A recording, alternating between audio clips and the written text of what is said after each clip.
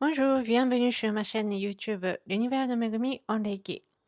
J'espère que vous allez bien. Comment allez-vous? Il fait chaud ou il fait doux ou il fait frais chez vous? Apparemment au Japon il fait très très très très chaud comme d'habitude. Et là à Paris où j'habite, il fait assez chaud aujourd'hui. Pour éviter les bruits l'extérieur, je ferme toute la fenêtre et je suis désolée si jamais ma peau commence à se brûler. Bah, déjà, merci de patienter toujours de mon accent et de mon français. Merci beaucoup. Alors, aujourd'hui, je vais parler d'un sujet, est-ce que nous savons bien ce que nous aimons et ce que nous ne aimons pas? C'est la suite de la vidéo où je parle d'un sujet de la commande et être. Pour pouvoir modifier ou toujours poser notre intention, donc passer une commande, effectivement, c'est vraiment important de savoir ce que nous aimons et nous aimons pas. Peut-être chez les francophones, ça va, c'est assez clair et c'est simple et c'est facile, mais chez les japonais, mmh, ça peut être assez délicat et flou. Mais il y a des choses que nous découvrons toujours. Nous croyons par la conviction que nous aimons telle chose, mais au fond du cœur, en fait, nous ne nous aimons pas. Ça arrive, non, ce genre de choses? Donc voilà, ce genre de sujet-là que je vais aborder aujourd'hui. Chez les Japonais, jusqu'à présent, souvent l'image et les stéréotypes, de Japonais, c'est souvent, ce sont des peuples qui ne disent pas non, peut-être, mais à peu près ma génération ou pres suivante, ma génération suivante, qui commence à vivre autrement. Même mais quand même, il y a encore cette coutume de ne pas dire non clairement. Et donc je pensais que ça, c'était qu'au Japon, mais c'est vrai que j'ai remarqué qu'en France aussi, ben, j'ai vu souvent, qu'il y ait des compromis à faire.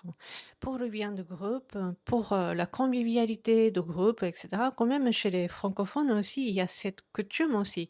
J'avais remarqué ça, que parfois nous ne pouvons pas dire non, nous faisons des compromis ou, nous attendons, ce que disent les autres, les courants de groupe, comment ça va être et cetera. Donc c'est pas tout à fait quelque chose de typique, non typique et cetera. Ce sont des questionnements assez universels et que, oui, tout le monde a vécu ça, j'imagine. Au fur et à mesure de vivre dans la société, des humains, dans la société, bon, il y a des gens qui sont assez isolés aussi, indépendamment, de système, mais plupart des gens qui vivent quand même en groupe et en société, avec les quartiers et cetera. Et avec ces coutumes-là, effectivement, petit à petit, de temps en temps, nous pouvons bien évoluer ce que nous avons vraiment envie ou ce que nous ne souhaitons pas. Donc, avec la pratique du Reiki et surtout l'auto-traitement de tous les jours vont bien nous guider. En ayant de toute façon les crises de guérison ou des dysfonctionnements qui seront aisés par une certaine période, enfin nous allons pencher ce que nous avons vraiment souhaité. Pourquoi il y a toujours des dysfonctionnements? Pourquoi il y a des désaccords? Pourquoi il y a toujours des désharmonisations? Au niveau de notre corps physique, au niveau de notre mental, le blocage, mentalement des blessures, des traumatismes, et cetera. Tout est, bon outil et des bons apprentissages, mais voilà, pour que nous puissions poser notre intention et de faire l'affirmation positive, c'est vraiment important de savoir ce que nous souhaitons. Mais ce souhait-là est pour qui? Au service de quoi? Par rapport à ça, j'ai voulu vraiment partager vraiment pendant cette période, où, il y a le portail du lion qui est bien ouvert. D'habitude, peu m'importe, hein, que ça soit pendant la période de portail de lion et cetera. De toute façon, tous ces questionnements-là sont. universel que nous pouvons toujours poser ces questionnements et que nous pouvons toujours travailler et étudier et pratiquer avec les guides, etc. Mais quand même, il y a des choses que je reçois et que voilà, j'essaie de vous partager. Donc, ça c'est lié aussi, par exemple, pendant la séance de Reiki, je ne sais pas si j'ai abordé ça déjà, mais si il y a quelqu'un qui a la tendance de retenir d'aller aux toilettes, c'est vrai que ces personnes-là ont du mal à se relaxer. Et la clé de guérison holistique, c'est souvent par la relaxation, un état de détendu ou de relaxé. Donc voilà, tout est lié en fait. C'est pas une question de ego, de acclamer ou réclamer, enfin heu, déclarer, de ce qu'on n'aimons pas. C'est pas ça l'essentiel dont je parle ici, vraiment de prendre la connaissance sur soi, de reconnaître, de se rappeler qui nous étions et de ce que nous aimons et de ce que nous aimons pas. Ces questionnements-là vont bien ramener à la prise de conscience, probablement, en tout cas ce que je souhaite, hem sur la compréhension du Gokai, les 5 idiots du Reiki. Effectivement, lorsque nous traitons cette énergie et de cet art de vivre, il y a beaucoup de gens qui ont rêvé et admiré de ce genre de l'univers spirituel et que tout le monde, je ne sais pas si c'est tout le monde, mais la plupart des gens cherchent à avoir ce genre d'éveil ou de satori ou d'une autre ouverture spirituellement donc. Et il y a beaucoup de gens qui vont confondre avec la croyance et avec la conviction. Par exemple, le premier phrase de Gokai, c'est ne pas se mettre en colère. Et il y a le travail de Kototama, évidemment, vibration sonore, énergétique et sacrée.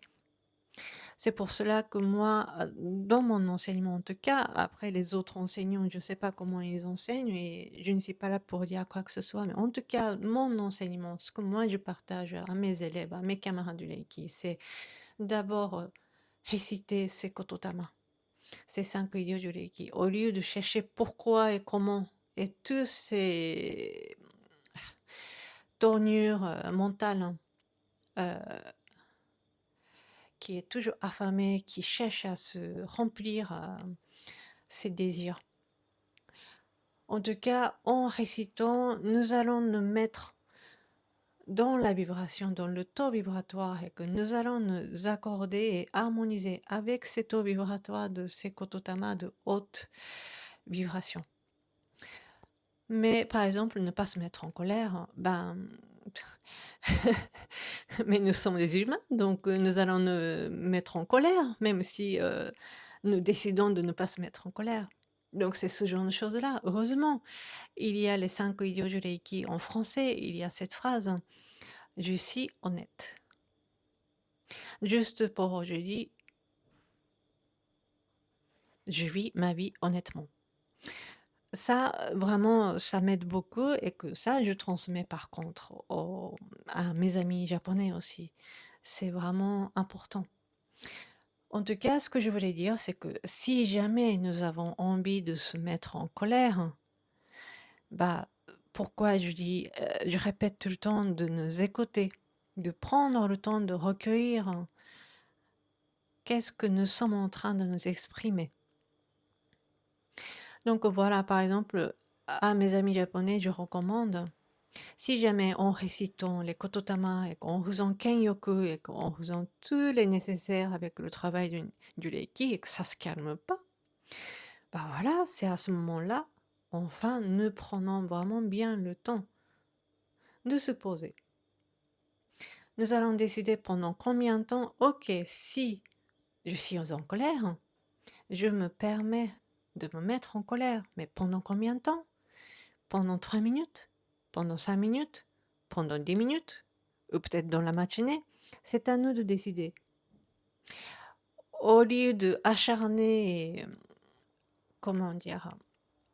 Lancer les pics, autour de soi ou chez les autres, vraiment de décider, pour soi et par contre pendant tout ce temps-là, heu, nous allons nous mettre à fond, soit en colère ou en inquiétude, tout ce que nous avons décidé. Mais pas à l'extérieur, vraiment par soi-même. Par exemple, je sais pas, nous pouvons bien déchirer les papiers, nous pouvons taper, l'eau dans le baignoire ou nous pouvons faire tout simplement plein de choses pour décharger cette colère. Mais si nous avons décidé ça pour soi, pour notre plus grand bien, bah, nous le faisons vraiment à fond, à fond, à fond, à fond, à fond. Pendant 3 minutes, pendant 5 minutes, le temps que nous avons décidé. C'est l'engagement que nous prenons nous-mêmes pour soi. Si nous ne pouvons pas bien nous traiter pour soi, qui peut traiter bien pour soi? Donc, c'est vraiment important. Une fois bien terminé ce moment de colère à fond, si c'était par rapport à la colère, nous nous posons la question: «Alors, est-ce que je suis toujours en colère ou pas?» Pour la plupart du temps, nous sommes satisfaits, hein. Après, si ce n'est pas assez, nous allons tout simplement rallonger le temps nécessaire pour que ça se calme, pour que ça soit déchargé. Après, vraiment, quand c'est calmé, c'est à ce moment-là, nous pouvons réciter encore à nouveau Gokai ou les 5 idéaux du Reiki, juste pour aujourd'hui. Je me libère de toute colère ou je ne me mets pas en colère. Kyo dake wa ikaru na. Comme ça, nous allons sentir la vibration qui nous fait vibrer en nous. Nous allons savoir tout de suite si c'est accordé, si c'est accordé, si c'est harmonisé ou pas. Donc voilà, c'est juste un exemple, mais comme c'est tellement facile à faire glisser sur un schéma qui a été bien installé en Europe ou chez les Occidentaux, le système de croyance qui est bien solide et bien présente. Encore une fois, l'Eiki n'est pas une croyance. L'Eiki est à vivre. Donc, si nous sommes en colère, le plus important, c'est de connaître et de savoir que nous sommes en colère. Comme ça, nous savons ce qu'il nous faut. Mais si c'est par la croyance et que par la conviction que nous nous tassons ou nous nous mettons sur un personnage que nous ne sommes pas pour de vrai, ben oui, il y aura des dysfonctionnements, j'imagine. Donc voilà, Gokai, c'est juste un exemple de comment pratiquer Gokai et l'enseignement de 5 idéaux du Reiki. C'est pas parce que nous croyons que l'Eiki fonctionne, c'est à utiliser. Ça a été transmis en génération, l'Eiki a survécu grâce à tous les gens qui ont pratiqué non japonais et japonais. Ce n'est pas quelque chose à être convaincu sur, je sais pas, en apprenant par l'écrit. C'est vraiment à pratiquer et vivre et surtout laisser sortir les mots et extérioriser ce que nous avons vécu.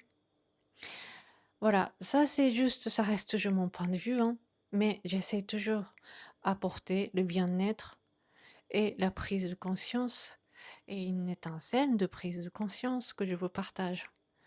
J'espère que ça sera utile pour vous et que pour nous tous. Tous ces éléments-là sont bien liés des signes d'astrologie de Lion.